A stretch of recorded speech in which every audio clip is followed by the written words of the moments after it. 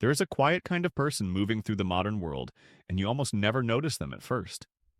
They don't announce milestones with glossy photos. They don't broadcast their mornings, their meals, their heartbreaks, or their victories.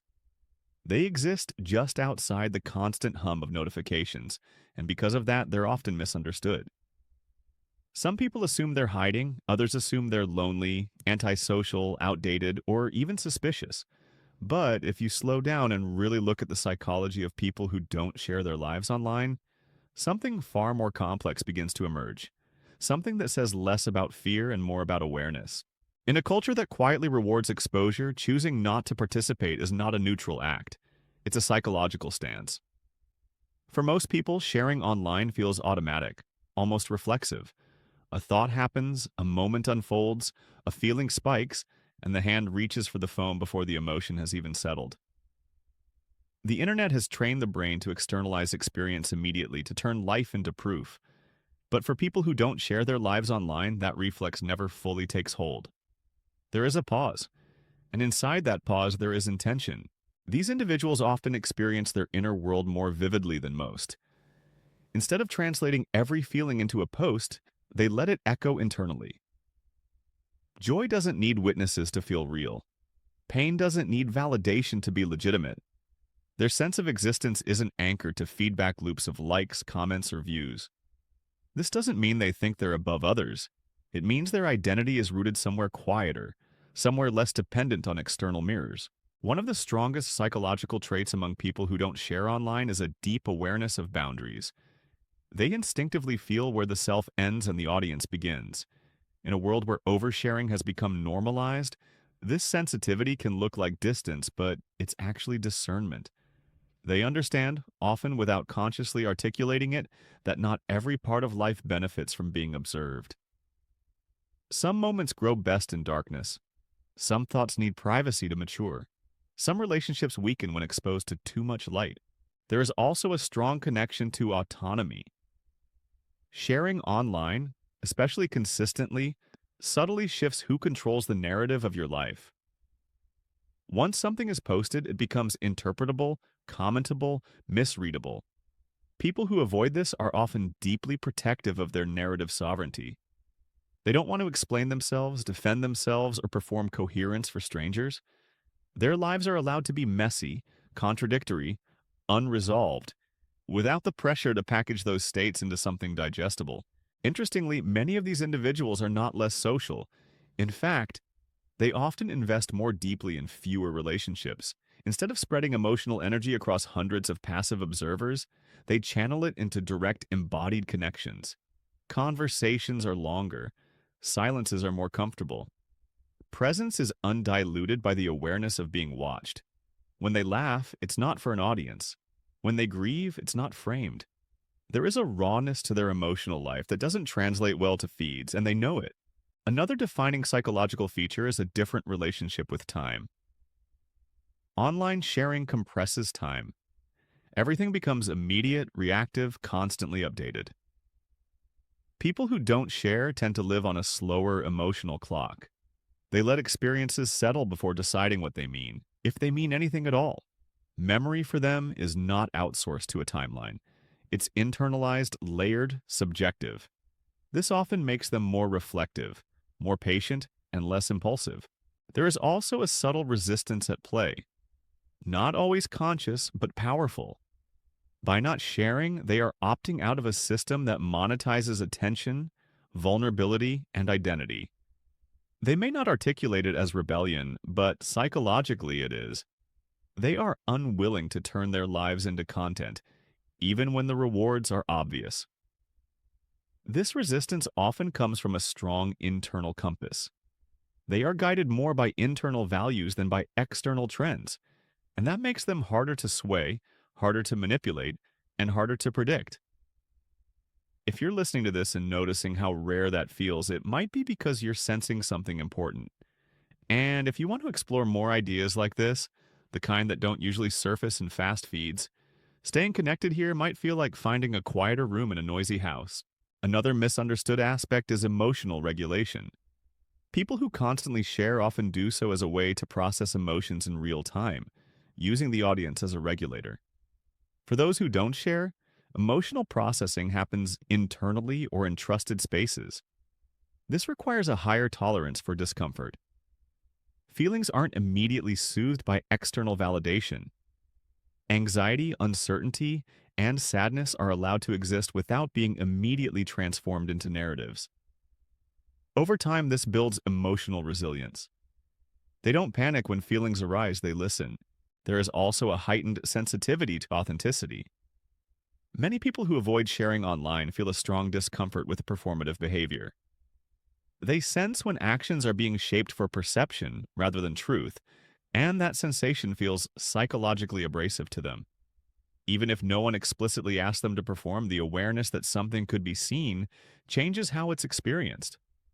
They would rather live something fully than document it partially. This doesn't make them purists, it makes them selective about where they place their attention. Contrary to popular belief, many of these individuals are highly observant of online culture. They watch without participating. They understand the mechanics, the incentives, the emotional traps. This observational stance gives them a kind of meta-awareness. They see how identities are curated, how outrage spreads, how vulnerability is rewarded in some contexts and punished in others. And because they see it clearly, they choose distance. Not out of fear, but out of clarity. Privacy for them is not secrecy, it's self-respect. There is a psychological difference between hiding and preserving. Hiding is driven by shame. Preserving is driven by value. People who don't share their lives online are often preserving something they consider sacred, their inner life. They don't want it diluted, misunderstood, or commodified. They know that once something becomes public, it stops belonging solely to them. There's also an interesting paradox at work. The less someone shares, the more psychologically grounded they often appear. This is because their sense of self isn't constantly being renegotiated through feedback. Online sharing creates a subtle pressure to maintain consistency. Once you've presented a version of yourself, you feel compelled to live up to it even as you change. People who don't share avoid this trap. They allow themselves to evolve privately, to contradict past versions without explanation, to grow without witnesses. This often leads to a stronger connection with intuition. Without the noise of constant comparison, they are more attuned to their internal signals. They know when something feels right or wrong, not because it's trending, but because it resonates. Their decisions are less influenced by how they'll look and more by how they'll feel. This internal orientation can make them seem enigmatic, even mysterious to others. But internally, it feels like coherence. There is also a deeper relationship with solitude. Not loneliness, but solitude. The kind that nourishes rather than depletes. People who don't share online are often comfortable being alone with their thoughts, which is increasingly rare. They don't need constant stimulation to feel alive. Silence doesn't scare them.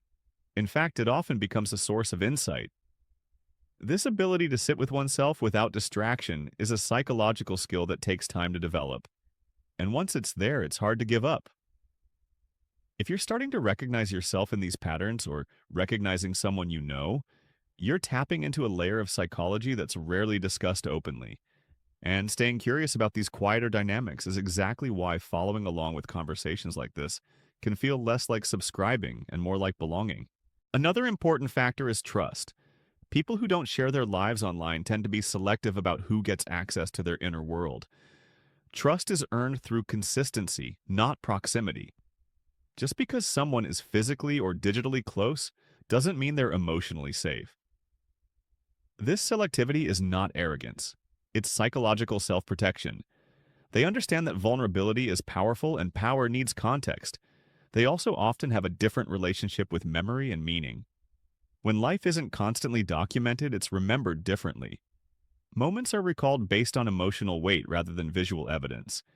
This creates memories that are less about how something looked and more about how it felt. Over time, this leads to a richer internal narrative, one that isn't dependent on archives to exist. There's also a subtle rejection of comparison culture. Sharing online inevitably invites comparison, even when it's unintentional. People who avoid this space are often protecting themselves from the psychological erosion that comparison brings. They don't measure their lives against curated highlights. They measure it against their own values, their own progress, their own sense of fulfillment. This makes their satisfaction more stable and less volatile. Interestingly, many of these individuals are not opposed to technology itself. They use it strategically. They understand its utility without surrendering their identity to it. This selective engagement reflects high self-regulation. They don't let tools become environments. They decide when and how technology enters their lives, rather than letting it define the terms. There is also an element of depth over breadth. Instead of spreading attention thinly across many interactions, they go deep into fewer ones. This depth creates stronger emotional bonds, more nuanced understanding, and a sense of being truly seen. Ironically, in avoiding mass visibility, they often achieve greater intimacy. From the outside, their lives may seem quieter, even uneventful, but internally they are often rich, textured, and intense. They feel deeply. They think slowly. They live deliberately. And because they don't broadcast these qualities, they're easy to overlook in a culture that equates volume with value. Another psychological layer is the tolerance for being misunderstood. When you don't share, people fill in the gaps. They assume. They project. People who choose privacy accept this as a cost. They would rather be misunderstood than misrepresented by their own performance. This requires a strong sense of self because it means letting go of control over how others perceive you. They also tend to have a clearer distinction between self-expression and self-exposure. Expression is intentional. Exposure is reactive. People who don't share online are often very expressive in private spaces. They write, they speak, they create, but they choose when expression becomes exposure. That choice is psychologically empowering. There's something else worth noting. In a world where everything is shared, privacy becomes rare, and rare things are often valuable. People who maintain privacy cultivate a sense of inner exclusivity, not in a superior way, but in a protected way. Their inner life becomes a space not everyone gets to enter. This creates a strong sense of ownership over one's identity. If this perspective feels refreshing or even relieving, it might be because you've been swimming against a current without realizing it. And exploring these ideas further can feel like finding language for something you already sensed. That's why staying connected here can feel less like consuming content and more like continuing a conversation that actually matters. There is also a fascinating link between non-sharing and long-term thinking. When life isn't constantly being optimized for immediate engagement, decisions are made with a longer horizon in mind. People who don't share are often less reactive and more strategic. They're not driven by short-term validation. They're driven by long-term alignment. They also experience failure differently. Without an audience, failure is private, which makes it more instructive and less shameful. Mistakes become lessons rather than spectacles. Growth happens quietly without the pressure to demonstrate improvement. This creates a healthier relationship with imperfection. Another overlooked trait is emotional honesty. Without the need to present a palatable version of themselves, these individuals can be more honest about their internal states. They don't have to turn pain into inspiration or joy into proof. Emotions are allowed to be what they are without justification. There is also a reduced sense of fragmentation. Online personas often require compartmentalization. You show one side here, another there. People who don't share avoid this split. Their identity remains more integrated. What they think, feel, and do are more aligned because they're not constantly managing impressions. Over time, this alignment leads to a sense of groundedness that others can feel, even if they can't name it. There is a calm confidence that comes from not needing to be seen to exist, a steadiness that doesn't fluctuate with algorithms, a presence that isn't performative. It's important to say this clearly. Not sharing your life online doesn't make someone superior. It makes them different. And that difference reveals something important about human psychology. That meaning doesn't require witnesses. That identity doesn't require constant affirmation. That a life can be deeply lived without being widely known. As you think about the people you know who fit this pattern, or about yourself if this resonates, notice the quiet strength in that choice. Notice how rare it is. And notice how, in a world obsessed with visibility, choosing invisibility can be a form of power. If you've stayed with this reflection all the way here, you're already engaging at a deeper level than most people ever do. And continuing to explore these kinds of psychological undercurrents together can be a way of stepping out of the noise and into something more real. The psychology of people who don't share their lives online isn't about absence, it's about presence. Presence with themselves, presence with others, presence in moments that don't need to be captured to be meaningful. And in that presence, there is a kind of freedom that no platform can offer. They remind us that not everything needs to be said to be understood. Not everything needs to be shown to be real, and not every life needs an audience to matter. And maybe, just maybe, the most interesting stories are the ones that aren't posted at all.